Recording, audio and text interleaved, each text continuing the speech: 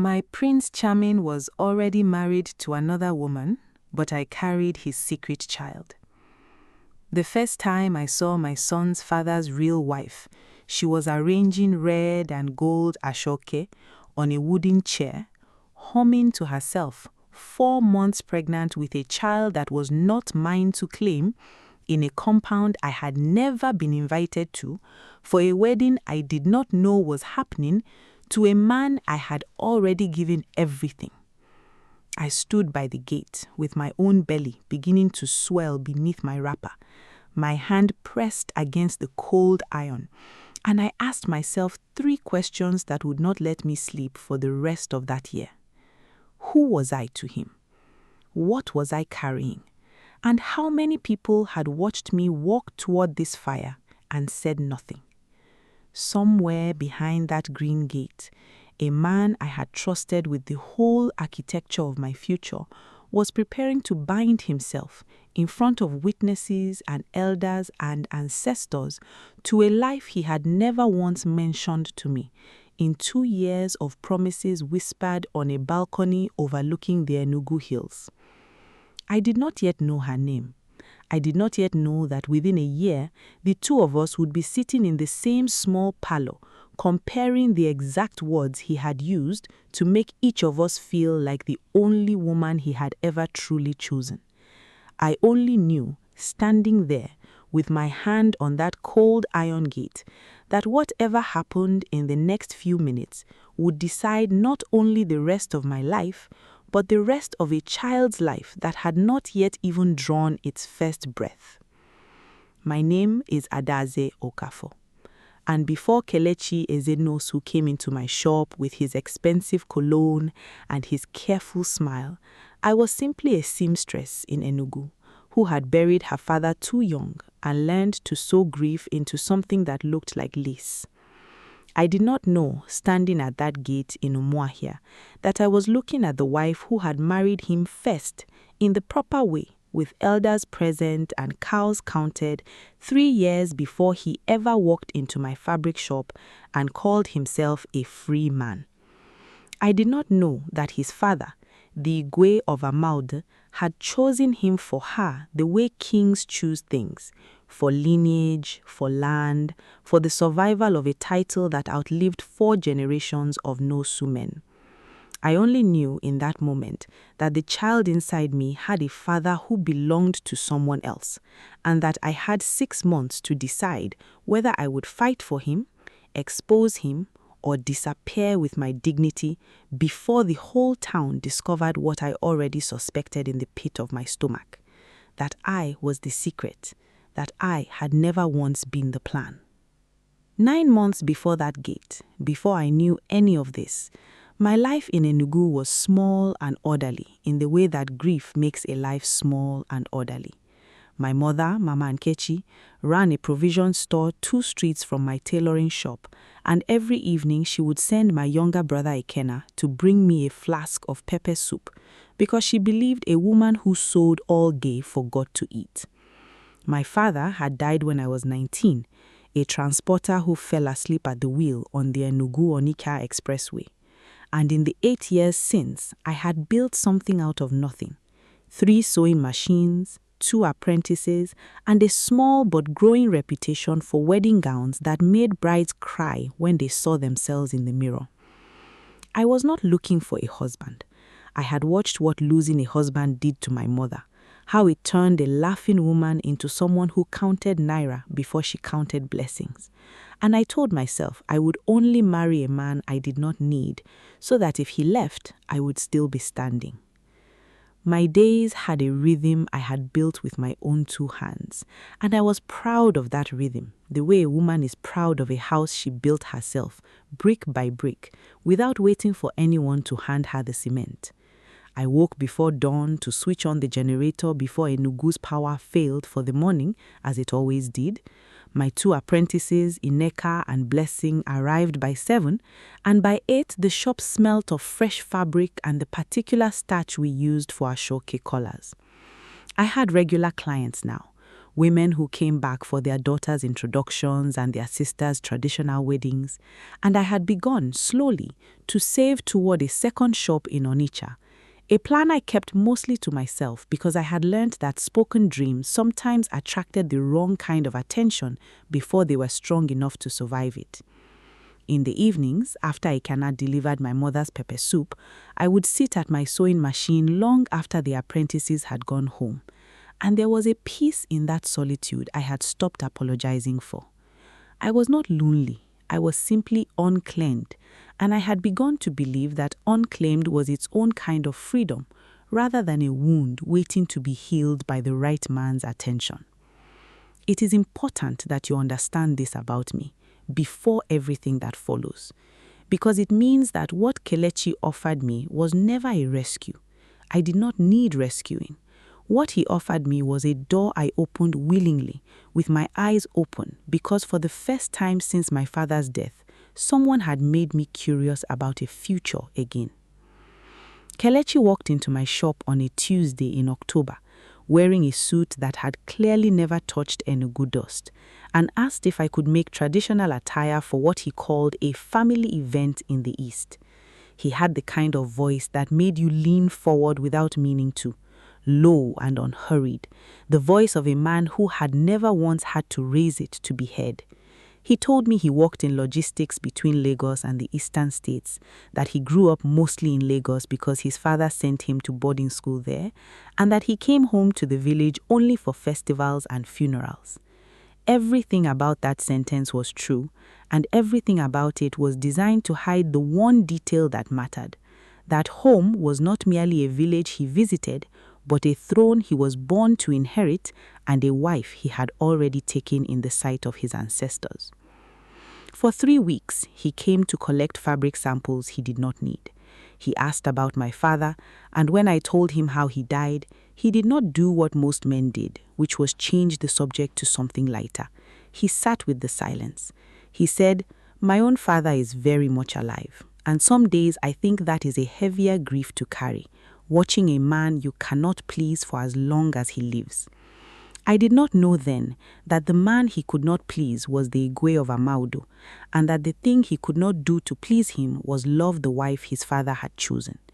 I only knew in that moment that the child inside me had a father who belonged to someone else, and that I had 6 months to decide whether I would fight for him, expose him, or disappear with my dignity before the whole town discovered what I already suspected in the pit of my stomach, that I was the secret, that I had never once been the plan. The first crack came from my friend Chiamaka, who ran a boutique 2 shops down from mine and had a talent for hearing things before they were said. She told me she had heard from a cousin who did business in Umuahia that there was a Nosu family with royal blood whose only son had refused to bring his village wife to live with him in Lagos, and that the wife's family was beginning to complain in the way families complain when patience runs out. I laughed it off. Nwosu was not an uncommon name. Lagos was full of men avoiding one obligation or another. I told Chiamaka she was letting other people's business live rent-free in her mind, and she said, "Fine, but keep your 2 eyes on your 2 legs, because a man who cannot show you his village is usually buried something there." I did not listen, not fully, though her words lodged themselves somewhere I could not immediately reach. That night I asked Kelechi, as lightly as I could manage, whether he had ever been married before, and I watched his face for the fraction of a second before his answer arrived, the way you watch a pot for the fraction of a second before it boils over. He laughed, a little too quickly, and said, "Married, Ada? Do I look like a man who has been keeping wives in villages?" And I laughed with him, because it was easier than sitting inside my own suspicion. He asked, almost too casually, who had put that idea in my head, and when I mentioned nothing beyond market gossip, he changed the subject to the fabric samples so smoothly that I did not notice the redirection until I was lying awake at midnight replaying it. By then, I had already decided that whatever Kelechi was hiding was smaller than what he had already given me. Attention, tenderness, the particular safety of being chosen by someone who could have chosen anyone. He proposed in February, not with a public spectacle, but with a quiet Sunday morning, my hand in his on that same balcony. a ring he said had belonged to his late grandmother, though I would later learn his grandmother's actual rings were sitting in a box in Amaudo, untouched, reserved for the woman his father recognized as his true daughter-in-law. I said yes before he finished the sentence. I called my mother crying, and she cried too, though hers were the tears of a woman who had spent 8 years afraid her daughter would never let herself be loved again. Ikenna teased me for a week. Chiamaka hugged me and said nothing further about cousins or Umuahia, and for 2 months I let myself believe that the life Kelechi described on the balcony was a life already being built, brick by brick, somewhere I simply had not seen yet. I found out I was pregnant in April, in the bathroom of my own shop, my hands shaking so badly I dropped the test twice before I could read it. I did not tell Kelechi immediately. I sat with it for 3 days, partly from fear, and partly from a joy so large I wanted to hold it privately before the world touched it. When I finally told him, over the phone because he was traveling, there was a silence on the line longer than any silence he had ever given me. And when he spoke again, his voice had a strange flatness, like a man reading from a script he had not expected to need yet. He said, "That's wonderful news, Ada. Give me a few days to arrange things properly." I did not understand then that arranging things properly meant something entirely different to him than it meant to me. I thought it meant a hospital, a doctor, perhaps an earlier wedding date. I did not know he meant a conversation with his father about how to keep 2 women, 2 children, and 1 title from ever discovering each other's names. For 2 weeks after that phone call, he was harder to reach than he had ever been. Calls that once connected on the first ring now went to voicemail 3 or 4 times before he called back, always with an explanation ready. A client emergency in Port Harcourt, a network problem in his hotel, a meeting that had run into the night. I told myself these were the ordinary frictions of a busy man's life, and some nights I believed it completely. Other nights, lying awake with my hand on the small, still flat place where our child was growing, I felt a coldness settle in my stomach that had nothing to do with the pregnancy at all. A suspicion I could not yet name because naming it felt like inviting it to become true. The wedding date he had promised for June came and went without explanation. He said his father was unwell, then that a chieftaincy matter required his full attention, then that Lagos traffic had swallowed an entire week he meant to spend planning. I forgave each excuse because forgiveness was easier than the alternative, which was admitting that the man carrying my child was becoming harder to reach with every month that passed. By July, I was showing, my apprentices exchanging glances behind my back that they thought I did not notice. My mother asking, with the particular patience of a woman who has learned to not push, when she would finally meet this man properly, in his own compound, with his own family, the way it ought to be done. It was Chiamaka who finally broke the silence she had kept since February. She came to my shop on a Thursday evening, closed the door herself, and told me that her cousin had confirmed it. The same Nwosu family, the same son, and now a name, Ijeoma. Married 3 years, already a mother of 1, currently carrying a second child, living in the family compound in Amaudo, while her husband built a separate life in Lagos that she was, by all accounts, only beginning to suspect existed. I remember sitting down very slowly, my hand instinctively covering the child in my belly, as though I could shield it from a truth already loose in the world. I remember asking Chiamaka, calmly, in a voice that did not sound like mine, "Are you certain?" And I remember her saying, "Ada, I would not bring this to your door if I were not certain, because I know what it will cost you to hear it." I did not confront Kelechi immediately. I have thought many times since why I waited, and the truest answer I have is that I was not yet ready to lose the version of my life that still had him as a husband rather than as a warning. I told myself I needed proof beyond a cousin's cousin. I told myself there might be another Nwosu, another Ijeoma, another son avoiding another compound for reasons that had nothing to do with me. I called him that weekend and told him I wanted to visit his family, that I was tired of being a woman whose child would have no village to call his own. And I watched, even over the phone, how carefully he built his refusal. His father was traditional, old-fashioned about receiving guests before formal introductions. It would embarrass us both to arrive unannounced. Let him arrange the proper visit with the proper elders at the proper time. I said fine. I said I would wait. But something in me had already begun making its own plans, quietly, the way water finds a crack in a wall long before the wall admits it is broken. In August, 5 months pregnant, I told him I was going to Umuahia to visit an aunt, which was true, and that while I was there, I might pass through Amaudo to see the town he had described to me many times, which was also true, though he did not know the second part until it was already happening. My aunt tried to talk me out of it. She said a woman in my condition should not be chasing shadows across 3 towns, that whatever she found would find her eventually without her having to run towards it. But I had spent 8 years since my father's death, learning that waiting for truths to arrive on their own time was a luxury I could no longer afford, not with a child coming who would ask me one day who his father was and expect an honest answer. Amaudo was smaller than I imagined, a town organized around a palace compound with white walls and a green gate, the kind of place where everyone knew everyone's business before it happened to them. I asked a woman selling groundnuts at a junction where the Igwe's compound was, and she pointed without hesitation, adding unprompted that there was a wedding preparation happening there that week, that the Igwe's son had finally agreed to formalize the traditional rites with his wife before the whole town, since people had begun to talk about how long the marriage had gone unfinished in the proper way. I asked carefully, which wife, my heart already sinking before she answered. She looked at me like the question was strange. His wife, she said, Ijeoma, the one from Item, the mother of his children. There is only one wife. Is there another kind you are asking about? I do not remember walking the rest of the way to that gate.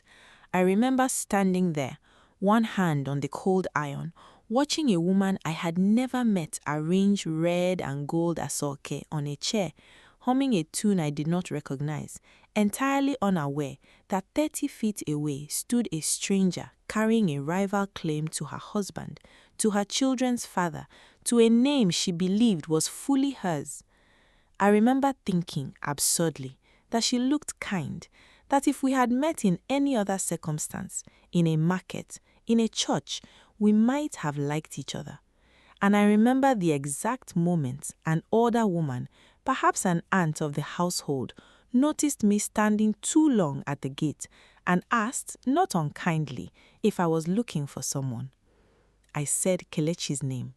I watched her face change, the way a face changes when it recognizes a name it was not supposed to hear from an outsider's mouth. She did not answer my question directly. She said, "Wait here," and disappeared into the compound, and I stood there for what felt like an hour, but was probably 10 minutes, my hand still on the gate, the child inside me shifting, as though it too understood that everything was about to change. When the gate finally opened, it was not Kelechi who came out to meet me. It was an older man in a red cap, tall despite his age, with the unmistakable bearing of someone accustomed to being obeyed. And I understood before anyone told me that I was standing before the Igwe of Amaudo, my child's grandfather, a man who had spent months being kept in the dark about my existence, just as thoroughly as I had been kept in the dark about his son's real life. He studied me for a long moment, his eyes moving from my face to my belly and back again. And when he finally spoke, his voice was not cruel, which surprised me more than cruelty would have. He said, "You are the Lagos woman." I did not correct him about Enugu. I simply nodded, because in that moment I understood I was whatever category of woman his household had already decided to file me under, and no correction would change the shape of the story they had built around me before I ever arrived to tell my own version of it. He invited me inside, against what I later learned were the protests of at least 2 of his elders, and sat me in a small receiving room while a house girl brought cold zobo I did not touch. He asked me plainly how far along I was, and when I told him, he closed his eyes briefly, the way a man closes his eyes when a debt he had hoped to avoid finally comes due. He told me things I had not asked for and could not have prepared myself to hear. That Kelechi's marriage to Ijeoma had been arranged when they were both very young, a bond between 2 families whose lands bordered each other, a peace treaty as much as a wedding. That the marriage had never fully settled into love, though it had settled into duty, into 2 children, into a woman who had given up her own ambitions to become the wife the compound required. That Kelechi had been fighting his father for years about the weight of that inheritance, the throne, the wife, the whole architecture of a life he had not chosen, and that in fighting it, he had apparently decided to simply build a second secret life rather than have the first one honestly ended. I asked the Igwe, my voice steadier than I felt, whether he had known about me before that day. He was quiet for a long time before he answered, and when he did, his answer was the second blow of that afternoon, sharper than the first because it came from a man who owed me nothing and yet chose honesty anyway. He said, I suspected there was someone. A father knows when his son is dividing himself between two lives. I did not know your name until this moment, but I knew months ago that whatever he was building in Lagos would eventually walk itself to my gate, because secrets in this family have a way of finding the compound sooner or later. They always come home. That is the nature of secrets in a place like this. Before I rose to leave, the Igwe asked my full name again, slowly, as though testing the shape of it in his mouth. Adaeze Okafo. My late father was Ozobia Okafo, a transporter from Enugu. Something moved behind the old man's eyes then, something I did not understand until he rose from his seat and walked to a wooden cabinet in the corner of the receiving room, returning with a yellowed file so old the edges had softened to cloth. He said the name Ozobia Okafo slowly, and then he said, your father drove for this family once, many years ago, before you were born, before I was even Igwe. He carried goods for my late father between Enugu and Umuahia, and there was a season when a shipment was missing, cassava flour worth more than this family could easily absorb at the time, and the elders of that era blamed your father publicly, called him a thief before the whole council, though the matter was never proven and he was never given the chance to defend himself properly. He left this family's service in disgrace, and I remember as a young man feeling that the judgment against him had been rushed, unfair, decided more by whose voice carried weight in that room than whose story was true. I never corrected it. I was young, and correcting my own father's counsel was not a thing done lightly in those years. I did not know his daughter would one day sit in this same room carrying my grandson. I sat very still with that revelation, feeling the ground shift beneath a grief I thought I had already fully excavated. My father had died believing himself cleared of nothing, carrying a public shame for a crime the very family accusing him now admitted decades later they had never proven. I did not know in that moment whether to feel rage or a strange aching relief that the truth had finally surfaced, even if it had taken my father's death and my own unplanned pregnancy to drag it into the light. The Igwe, watching my face, said quietly, I will not pretend a confession undoes what your family carried, but I will say this plainly in front of my own household, so that no one in this compound ever treats you as merely the outside woman. Whatever comes next between you and my son, you do not stand in this compound as a stranger. Your father's name deserved better than what this family gave it, and I intend to make that right before I join my ancestors, regardless of what you decide about Kelechi. I left Amaudo that evening without seeing Kelechi. The Igwe offered to send for him, but I told him no, that I wanted my own words to reach his son before anyone else's version of that afternoon could shape what he chose to feel. I returned to Enugu carrying something heavier than the child inside me, the knowledge that I had built a future on a foundation another woman had poured first, and that whatever happened next, someone's heart was going to break in a way that could not be undone by apology alone.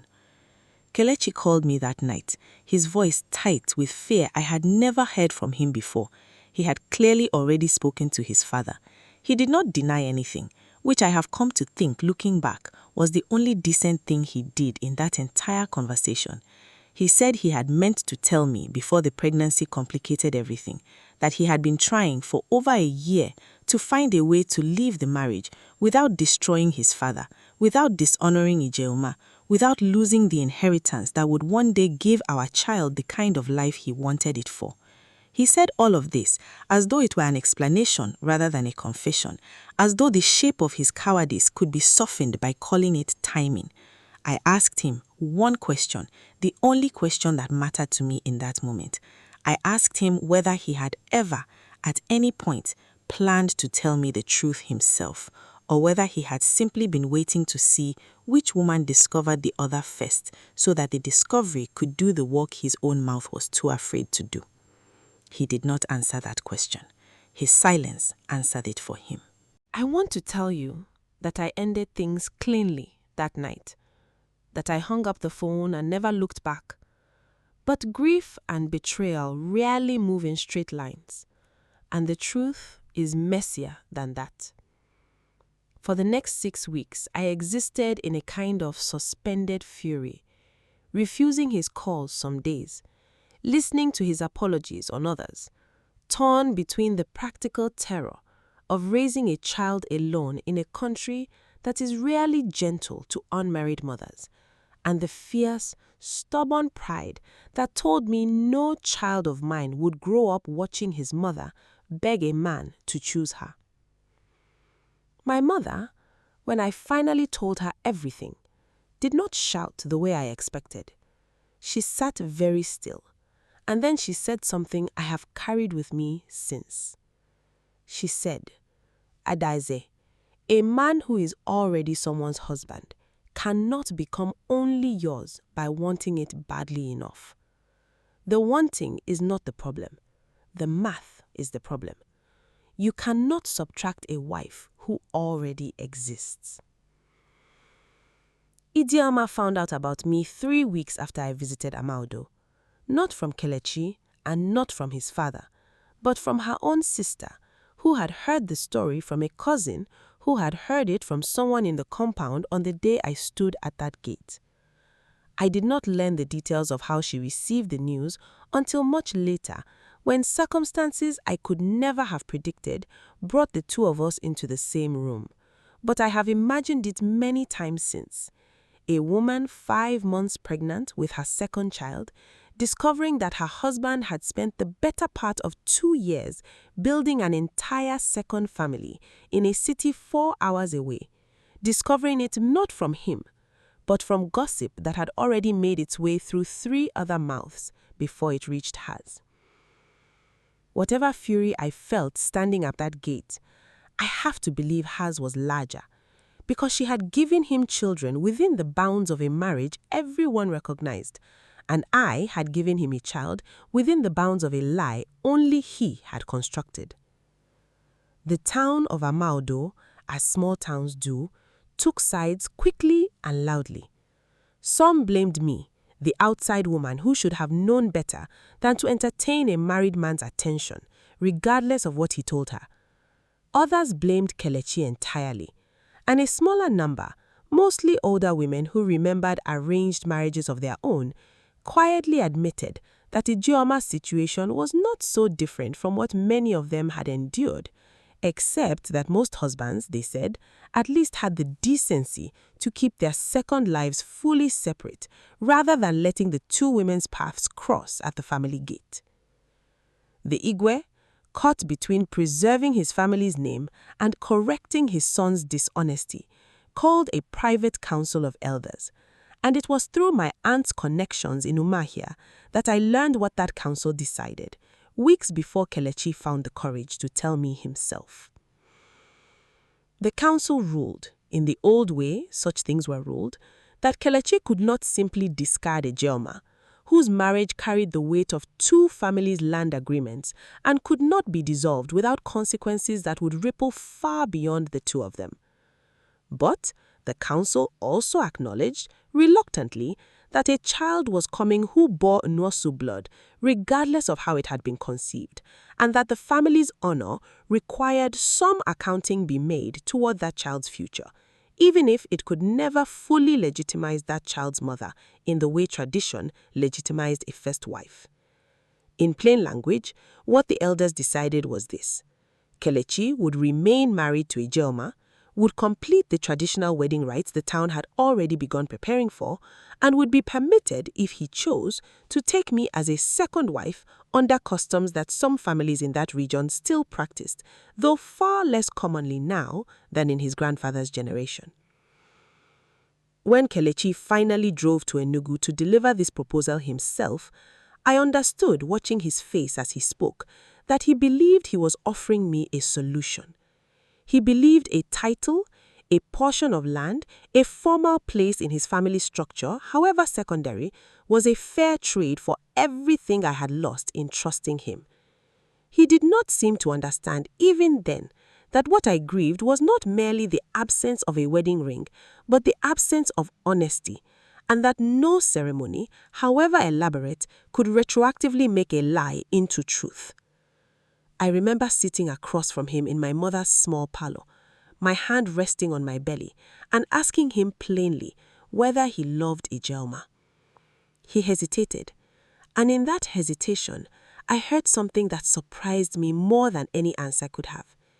He said, "I have never known how to separate love from duty in that marriage, Ada.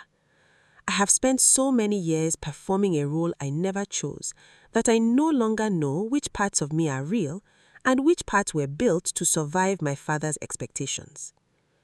It was, I think, the most honest thing he had ever said to me, and it was also the moment I finally understood I could not build a life with a man who did not yet know which parts of himself belonged to him. I told him I would not accept the elders' arrangement. I told him that I would raise our child with my own name, in my own house, on my own terms, and that whatever role he wished to play in the child's life, he would have to earn it through consistency, rather than negotiate it through counsels and customs designed to manage his conscience rather than mine. He left that evening looking like a man who had expected forgiveness to be one of the options on the table, and had not prepared himself for a woman who no longer wanted what he was offering. The final months of my pregnancy were the hardest of my life, harder even than the year my father died, because grief for the dead eventually softens into memory, while grief for a living man who still calls you sometimes, still sends money sometimes, still asks about your health in a voice that still makes your chest tighten, despite everything you know, refuses to soften into anything simple. Chiamaka moved in with me for the final 6 weeks, sleeping on a mattress beside my bed, waking with me at 3 in the morning when the anxiety became too large to hold alone. My mother closed her shop for 2 weeks around my due date, something she had not done even during her own husband's funeral, and told me when I asked why, that some griefs a woman should not carry without her mother beside her, and that whatever this was, betrayal or heartbreak or simply the hard business of becoming someone's mother alone, it qualified. There were nights during those final weeks when the fear became so large it felt physical, a weight sitting directly on my chest, and I would find my mother already awake in the next room, as though she had learned to sense my panic before it fully formed. She would sit at the edge of my bed and tell me stories about her own early marriage, about fears she had carried and survived long before I was born. And slowly, the room would grow smaller and safer until I could breathe again. Nneka and Blessing, my apprentices, took over more of the shop's daily orders without being asked, quietly protecting my income during the weeks I could no longer sit comfortably at the machine. And I understood, watching them work, that the family I had built for myself in that shop was every bit as real as the family I had once imagined building with Kelechi, even if it looked nothing like the picture he had painted on that balcony. Ikenna, my younger brother, took it upon himself to research everything he could about the Inosu family, driven less by strategy than by a protective fury I had never seen him before. He came to me one evening with a notebook full of names and dates, insisting that if Kelechi's family thought they could treat me as a secret to be managed, they would learn that Okafor children did not disappear quietly. I told him to put the notebook away, that whatever justice I needed, I would not find it through threats delivered by an angry younger brother. But I kept the memory of his fury close in the months that followed, a reminder that whatever else that year had taken from me, it had not taken the people who loved me enough to stand ready to fight on my behalf. I gave birth in November to a son I named Chukwuemeka, because God has done. Because despite everything that had gone wrong in the year leading up to his arrival, the fact of him, healthy and loud and utterly unaware of the storms that had gathered around his conception, felt like its own kind of mercy. Kelechi came to the hospital the day after, alone, without his father's knowledge, and stood at the foot of my bed for a long time before he was able to speak. When he finally held his son, I watched something in his face crack open in a way I had not seen before. Not performance, not guilt managed for an audience, but something closer to grief for a version of his life he had never allowed himself to have.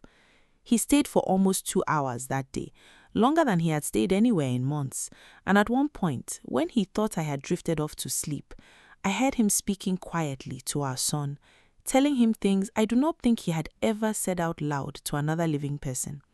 He told him that he was sorry, in advance, for every year he might spend being a complicated father instead of a simple one. He told him that his grandfather was a king in a small town far from here, and that one day, if he chose, he could belong to that place too, but that nothing about that inheritance mattered more than whether his son could trust him to tell the truth. I lay there with my eyes closed, my chest tight with an emotion I could not fully name, grief and tenderness tangled together so completely that I could not separate one from the other. When he finally noticed I was awake, he did not apologize for the words I had overheard.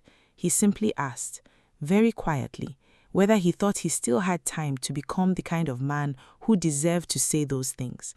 I told him I did not know. I told him that time was not the problem. The choosing was the problem. He asked if he could visit. I told him he could, as long as visiting meant showing up consistently rather than only when convenient, and as long as he understood that consistency was now the only currency I would accept from him. What I did not know in that hospital room was that Ijeoma had given birth to her second child only 11 days before I gave birth to mine, and that the 2 children, born less than 2 weeks apart to 2 different mothers who had never chosen this arrangement, would grow up as an open secret in a town that had already decided long before either child could understand it what their existence meant about their father. I did not know that Ijeoma, recovering in Amaudo with a newborn and a toddler and a husband who divided his attention between 2 households 4 hours apart, had begun in the quiet exhaustion of new motherhood to ask herself questions about her own life that had nothing to do with me at all. Questions about whether the marriage she had never chosen was one she wanted to keep choosing now that choosing had become, in a strange way, a place before her by the very scandal that should have destroyed her. The 2 of us finally met in person the following March at a christening that neither of us had wanted to attend, but both felt obligated to, since the Igwe himself had insisted, in the interest of what he called family peace, that both grandchildren be presented before the compound shrine within the same season. I remember dressing for that day with the particular care of a woman preparing for battle rather than celebration. And I remember when I finally saw Ijeoma across the compound, a baby on her hip and a toddler clinging to her wrapper, that the battle I had prepared for simply did not arrive. She looked at me for a long moment, and then she did something I had not expected. She walked over, alone, without her mother-in-law or her sisters flanking her, and she said, quietly so that only I could hear, "I am not your enemy.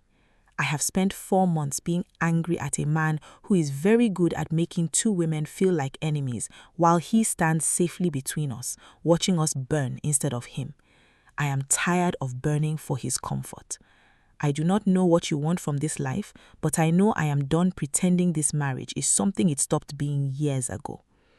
That conversation, unplanned and unwitnessed by anyone who might have reported it back to the compound's gossip network, became the beginning of something neither of us could have predicted. Over the following months, Ijoma and I began speaking privately, first through careful messages relayed by mutual acquaintances, then directly, two women who had every reason the town expected them to hate each other, instead comparing notes on a man who, had it turned out, told each of us a slightly different version of the same lies.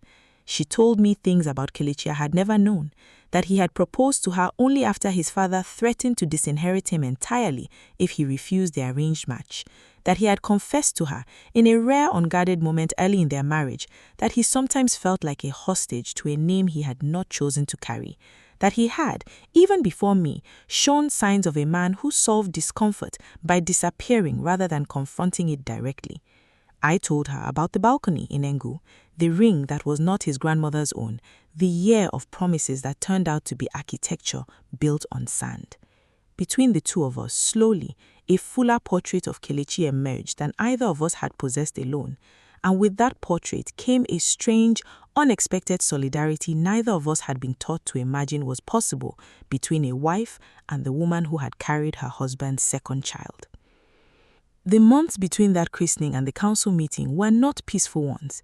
Kelechi's mother, a woman I had still never met in person, sent word through relatives that she considered Ijeoma's growing friendship with me a betrayal of the compound's dignity. And for a period, she refused to receive Ijeoma's children at the household unless Ijeoma came alone, without ever mentioning my name, as though silence could erase an arrangement the whole town already gossiped about openly at the market. Kelechi, caught between his mother's disapproval and the fragile peace Ijeoma and I had built without his help, retreated into the same evasiveness that started this entire disaster, missing calls, delaying visits, promising conversations he did not show up for. There was one week I remember clearly when Ijeoma called me in tears, not because of anything I had done, but because her mother-in-law had told her, in front of the household staff, that a woman who could not keep her own husband faithful had no right lecturing this family about honesty. I drove to Umuahia that weekend, uninvited, and sat with her in her own parlor, the two of us united against a grief that had nothing to do with either of us having wronged the other. It was in that parlor, over cold zobo neither of us finished, that Ijeoma first said out loud the word separation, testing it in her mouth the way a person tests ice before trusting their full weight on it. It was Ijeoma, in the end, who forced the confrontation that finally settled things, 6 months after that christening, at a family meeting called to formally discuss what she was already calling, privately to me, the untangling. She stood before the Igwe, before Kelechi, before the same council of elders who had once decided her marriage could absorb a second wife as though a woman's heart was simply another parcel of land to be redistributed. And she said, in a voice that did not shake, despite the room full of men who outranked her in every traditional sense, that she was requesting a formal separation, not because tradition required it, but because she refused to spend the rest of her children's childhoods modeling a marriage built on management rather than honesty.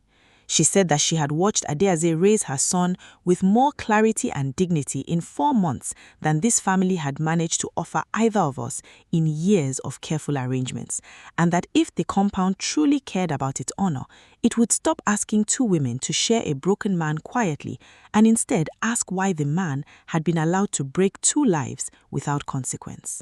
Before Ijeoma spoke, one of the senior elders, a man named Chief Okonji, who had sat on the council for longer than Kelechi had been alive, tried to interrupt her, reminding the room that a wife did not bring separation before the council as though she was the one holding authority to end what elders had joined. Ijeoma did not raise her voice, but she did not sit down either. She said, "Chief, with respect, you joined this marriage without asking me a single question about what I wanted from it, and I have spent 8 years living inside that decision. I am not asking your permission to leave. I am telling this family what I am doing, out of respect for the compound that raised me. But I did not come here today to be argued out of my own life a second time." Another elder, softer in tone, asked whether she had considered her children, whether a broken home would not cost them more than a quiet, imperfect marriage might have spared them. Ijeoma answered that question too, and I am told her voice cracked only slightly when she did. She said, My children are already watching their father build a second family in another city, while their mother waits patiently at home for scraps of his attention. I would rather raise them in a home that is honest about being incomplete than in one that lies to them about being whole. The room, by every account I later heard, went completely silent.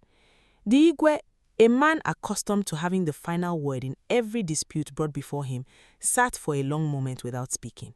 And when he finally did, it was not to Ijeoma, but to his son. He asked Kelechi a single question, one that I am told finally cracked open whatever performance Kelechi had been maintaining for the better part of 2 years.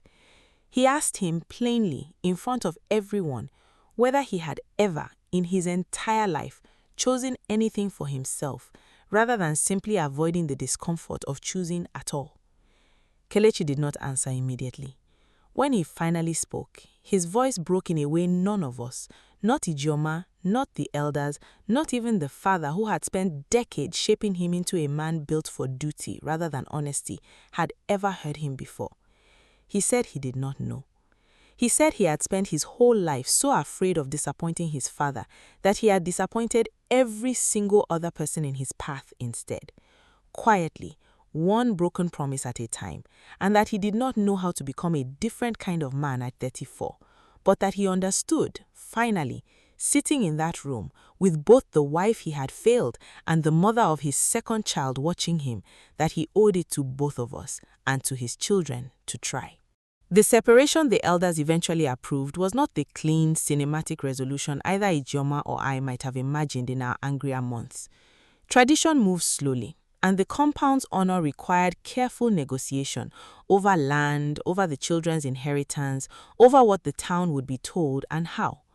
But by the following year, Ijeoma had moved with her 2 children to a house of her own in Umuahia, close enough to Amaudo that the children could still know their grandfather, far enough that she was, for the first time since she was 19 years old, building a life that belonged entirely to her.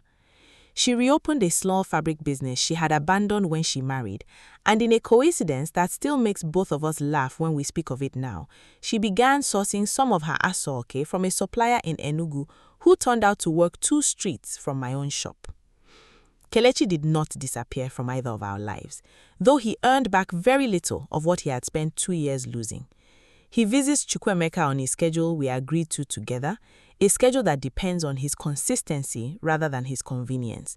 And for the first 18 months of my son's life, he kept to it more faithfully than I expected, though I have learned to mistake improvement for complete transformation. He did not inherit the Amaudo title on the timeline his father had once planned, because the Igwe, in the aftermath of that meeting, decided that a man who could not hold honesty in one household had not yet earned the right to hold authority over an entire town, and told his son plainly that the throne would wait until Kelechi proved himself capable of choosing truth even when no one was forcing him to. Ijeoma's fabric business grew faster than either of us expected.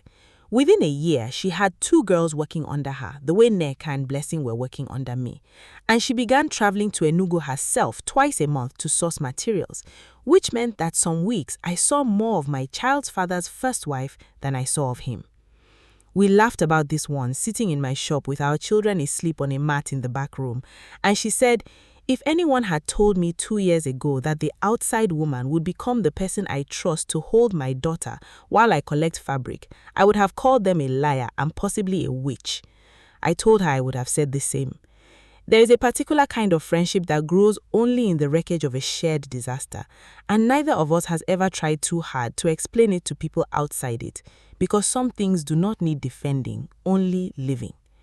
Kelechi's growth, when it came, was neither fast nor guaranteed, and I want to be honest with you about that, rather than tie this story into a bow it did not end. There was a stretch, roughly a year after the council's ruling, when Kelechi missed 3 consecutive visits to Chukwuemeka, citing work, the same excuse that had once cost him a marriage and nearly cost him a second family entirely. I called him after the 3rd missed visit and told him plainly that I would not raise our son to normalize a father who disappeared whenever discomfort arrived, and that he needed to decide once and for all whether he wanted to be present or whether he wanted to keep performing presence only when it was convenient. I do not know what finally reached him, whether it was my words or his own father's disappointment, or simply the sight of his son growing older in photographs rather than in person. But he showed up the following week, and the week after that, and slowly, imperfectly, he built something closer to consistency than I had ever believed him capable of. I never married him, and by the time he asked, quietly, almost a year after Ijeoma's separation was finalized, I found that the question no longer had the power over me it once might have. I told him that I had spent the hardest year of my life learning to build a home without waiting for his permission to feel safe in it, and that I was not willing to trade that hard-won safety for a title that never once in 2 years told me the truth before I discovered it myself. He accepted my answer with more grace than I expected from the man who had once let his silence answer my hardest question for him. Perhaps that too was growth, small and imperfect as it was. My shop in Enugu is larger now than it was the year Kelechi first walked into it. Not because of anything he gave me, but because a woman who survives what I survived tends to work with a particular kind of fury that customers, it turns out, can feel in the stitching. Chiamaka is my business partner now, not simply my friend down the road, and the Onitsha branch I once kept a quiet, private dream has been open for almost a year, run by Nneka, who has grown from apprentice into a manager sharper than I was at her age. My mother finally got her veranda, though it is attached to my house rather than a house Kelechi promised and never built. And some evenings she sits there with Chukwuemeka on her lap, teaching him the same lullabies she once sang to me, and I watch them from the doorway and think that whatever else that year took from me, it did not take this. Ijeoma and I still speak most weeks. Our children have met several times now, at gatherings neither of us dreaded the way we once assumed we would. Two half-brothers who are too young to understand the complicated architecture of betrayal and forgiveness that brought them into each other's lives. I remember the last time, watching Chukwuemeka and Ijeoma's younger daughter chase each other around my mother's veranda, while the elder children sat together sorting through a bowl of groundnuts, and Ijeoma leaned toward me and said, "Do you ever think about how differently this could have ended if you and I had chosen war instead of whatever this is?" I told her I thought about it often, and that I was grateful every single day that neither of us had let a man's cowardice write the ending to our story for us. She laughed and said something that has stayed with me since, that perhaps the real inheritance the Igwe's family had to offer was never the title or the land after all, but the accidental gift of teaching two strangers that they did not have to hate each other simply because a frightened man had made that the easier story to believe. I find watching the children together now that I do not want them to fully understand the complicated architecture of what brought them into each other's lives. Not yet. Not until they are old enough to know that the truest measure of a family is not the ceremony that begins it, but the honesty that is chosen again and again, long after the ceremony ends. I think often about that afternoon at the gate in Amaudo. The woman humming as she arranged red and gold cloth, unaware that her entire life was about to be rearranged alongside it. I think about how easily that story could have ended differently, with two women destroying each other over a man who had never been honest with either of us, feeding exactly the outcome he had in his cowardice half expected and perhaps even quietly relied upon. I am grateful, more than I know how to say, that Ijeoma chose a different ending, that she walked across that compound alone and said, "I am not your enemy," and that in choosing solidarity over the war we had both been handed, we wrote a story neither the elders nor Kelechi nor the whole gossiping town of Amaudo had ever thought to imagine possible. Some nights, when Chukwuemeka is finally asleep and the shop below my house has gone quiet, I take out the small notebook Ekena once filled with names and dates, the notebook I told him to put away, and I read through it slowly. Not out of anger anymore, but as a reminder of how far we have all traveled from that furious, frightened season. I think about my father, whose name was finally quietly restored in a compound that had wronged him decades before I was born. And I think about how strange it is that the very family whose son broke my heart was also, in the end, the family that gave my father back a piece of dignity history had stolen from him. Grief and grace, it turns out, do not always arrive from separate directions. Sometimes they walk through the same date on the same afternoon, carried by the same trembling hands. There are still hard days. There are still moments when Chukwemeke asks a question about his father that I do not fully know how to answer without either protecting Kelechi more than he deserves or wounding a child who did not choose any of this. But I have learned, in the years since that afternoon at the gate, that healing is rarely a single decision made once and never revisited. It is 1,000 smaller decisions made again and again, the same way trust is built, the same way a wedding gown is built, one careful stitch at a time, until one day you look up and the thing you are so afraid would never hold together is somehow impossibly whole. If you have ever discovered that the life you are building rested on a foundation someone else poured first, I want you to know that the finding out, however devastating, is not the end of your story. It is only the moment the true story finally has room to begin. Before you go, if this story moved something in you, stay a little longer, because there is another one waiting, another woman standing at another gate, another truth about to walk itself home, the way secrets in families like this always eventually do.